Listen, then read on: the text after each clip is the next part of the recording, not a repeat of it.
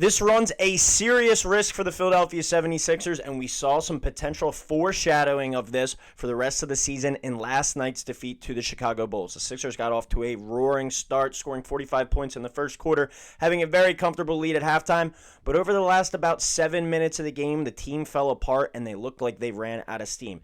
And we've seen in the history of Nick Nurse and his coaching tenure with the Toronto Raptors, we've seen some with his time with the Sixers as well. He's known to wear his guys out as the season goes along. He'll play his players 40, 41, 42 minutes a night, and we see those guys kind of lose steam throughout the season. And now we're only a handful of games into the season, not even 10 games in, so we're not going to press the panic button on this quite yet. But the Sixers down the stretch last night were not able to convert on offense. The last 6.5 minutes of the game, they went scoreless from the field, and we saw some of the key players in Joel Embiid and Tyrese Maxey really struggle down the stretch. Now we know with Joel Embiid and his minutes restriction at the time, it's going to take some time for him to get back up to full speed playing again. But Tyrese Maxey, after having a roaring start to the game and still an awesome game, finishing with 39 points, we're not completely panicking at this moment.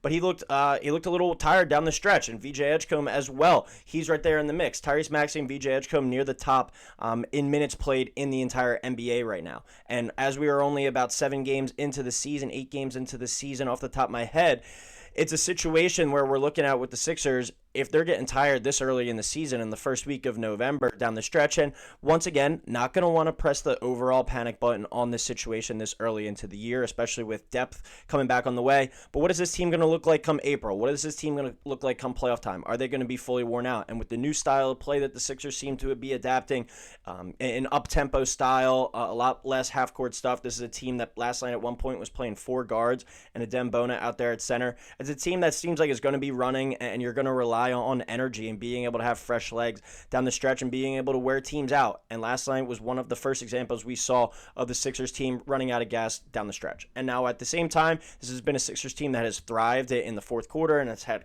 a handful of come from behind wins thus far.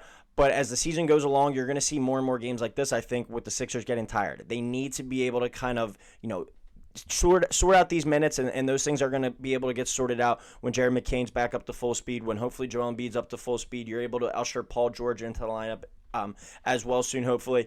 But it is a potential sign of things to come. If Tyrese Maxey and VJ Edgecombe are playing 41, 42 minutes a night, you can't count on them to be fresh and ready to go every single night, especially down the stretch once you get to the playoffs. So Nick Nurse, that's kind of been his MO. He really kind of runs his guys into the ground. Tom Thibodeau kind of style-esque there.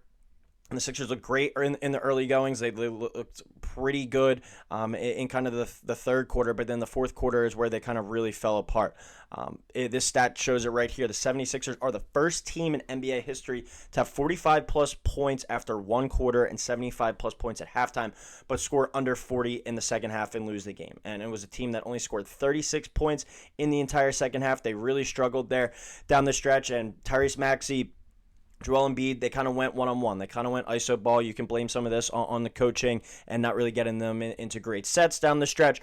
But it was a scenario, too, where Embiid sat for basically 15 to 20 minutes, it seemed like, and then came back in for the final 5 minutes. He looked slow. He looked out of shape. And that's kind of been the thing that we've seen as well with the Sixers and Joel Embiid. They've been playing better with him off the floor late in games. I think that's been one of the biggest things. You can't have Embiid sit for a majority of the third and majority of the fourth quarter and then roll him in there and kind of switch everything up. I think it's still going to be taking some time, as this is a team that is going to be counting on their guards, I think, a lot more than they have in the past. Now with Joel Embiid and his health and his knee injury, his knee recovery tonight, playing the Cavaliers on the second leg of this back-to-back, he's not going to be playing tonight. We're going to see a much more guard-heavy approach and game plan. But it's going to be kind of a disruption to the flow and something they get used to. But if you're really relying on your guards throughout the game, you bring in the big fella down the stretch to try and close it out, your style of play definitely changes. And I think that's something that the Sixers are going to have to adjust to or kind of, figure out on their own. But to have the great start that they did, Tyrese Maxey on fire with 4 threes in the first quarter, 45-plus points total for this team after the first quarter, 75-plus points at halftime. And they only scored 36 in the third and fourth quarter combined. They wound up losing that game last night to what has been a really good Bulls team to start the season. And once again, this is only in November, so we're not fully pressing the panic button yet. But it's a situation where, did this team just lose steam? Did this team run out of gas? And are some of these guys being counted on and playing a little bit too much minutes right now? Tyrese Maxey is going to be the ultimate competitor, a guy that never wants to come off the floor. VJ Edgecombe seems to be a guy that's kind of running the same way with that same type of motor. But you're not going to be able to rely on these guys come playoff time for 42 minutes if they're playing 42 minutes a night in November. Their legs are eventually going to tire. It's an 82-game season. It's something that we're going to have to watch and monitor. But as we get Jared McCain up to speed, as Paul George gets back in the lineup, as Dominic Barlow is able to come back, guys are going to be able to play less minutes. Or you're going to be able to throw more guys out there night after night and play on a little bit more, of a reliable kind of fresh basis. So that's something I think positive to look forward to. Looking at the kind of the box score from last night overall. You see Edgecombe 38 minutes, Tyrese 39, Quentin Grimes 30.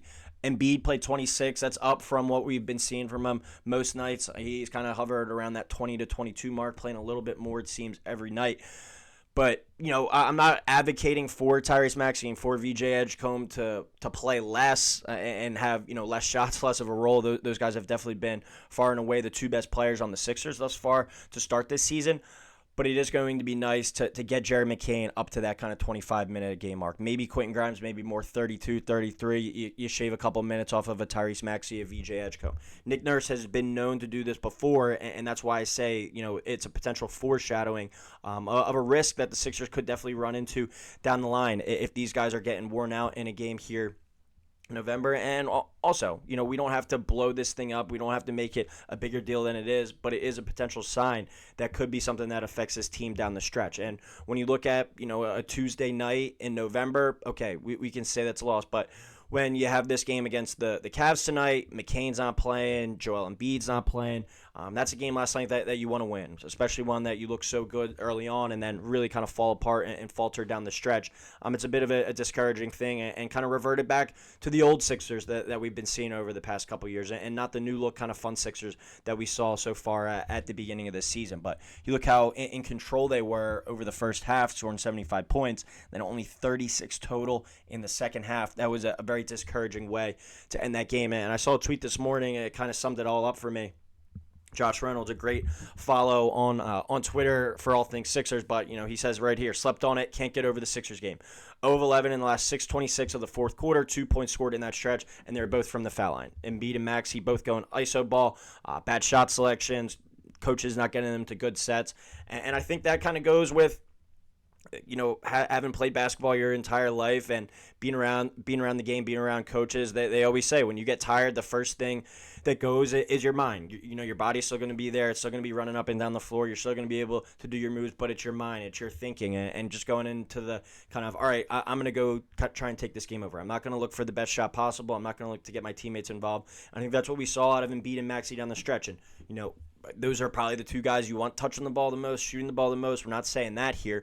But it's situations where if those iso ball stretches aren't working, let's get into something. Let's get in action. Call a timeout, Nick Nurse, and draw something up. And I thought the play at the end of the game last night was nice for Quentin Grimes, who didn't have his best performance for sure as a Sixer, but he did get a clean open look for three at the top of the key, and it just didn't fall. They still had a chance to win, but blowing a 24-point lead like they did, which is I believe the most that they were up. I think heading into the halftime, scored 75 points. That's a loss that this early in the season, I'm not going to say inexcusable, but for a team that was really good out of the gate and not 100% in a lot of Eastern Conference, could be an impact about for seeing down the line. It's just 1v2, not a huge risk, but I would warn Sixers fans and caution Sixers fans to be like, all right, as nice as it is to have Tyrese Maxey come out there for 42 minutes, these guys are actually going to lose steam and lose their stamina. So that's going to be something to watch over the course of the season. Not pressing the panic button on quite yet. As we said, we have reserves coming in, not just role players. Jeremy McCain, a very good player. I think we'll see his feet back under him after 2 starters. Paul George, hopefully, back to not his old self, but still reliable 3D kind of presence and bring a little bit of something else each and every night to the table.